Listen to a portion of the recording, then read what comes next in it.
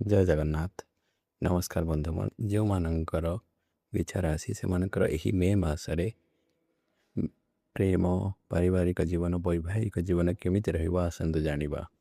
आपणकर प्रथमे आसंतु जानिबा प्रेम भाव आपणकर केमिति रहिबा। आपणकर प्रेम संपर्कर भाव होइଥାଏ आपणकर पंचम भाव। आपणकर पंचमाधिपति होइछन्ति बृहस्पति महाग्रह ए मासरे आपणकर अष्टमरे गोचर करूछन्ति एवं आपणकर पंचमरे मंगल एवं शनि महाप्रभुंकर अवस्थिति रोची।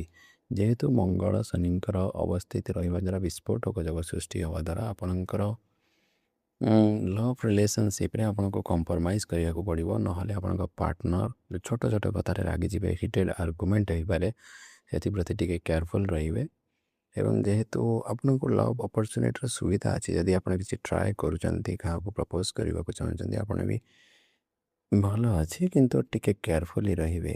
एबे आसंत जानिबे आपणकर पारिवारिक जीवन वैवाहिक जीवन जे जो माने मैरे सेमानकर वैवाहिक जीवन ए मासरे जेहेतु आपणकर सप्तमाधिपति होचंती आपणकर सप्तमाधिपति ए मासरे भल स्थिति रे रहउचंती। आपणकर ठीक ठाक रहिबो पारिवारिक जीवन ए मासरे विशेष किसी प्रॉब्लम देखा जाउनी। आपण यदि भी चाहूचंती किसी फैमिली प्लानिंग करिवा को किसी जिनस पत्र किसी आसबाब सामग्री किनिबा को चाहूचंती घरर ताले किनि पारंती आपणकर फैमिली रे ठीक ठाक रहइबो।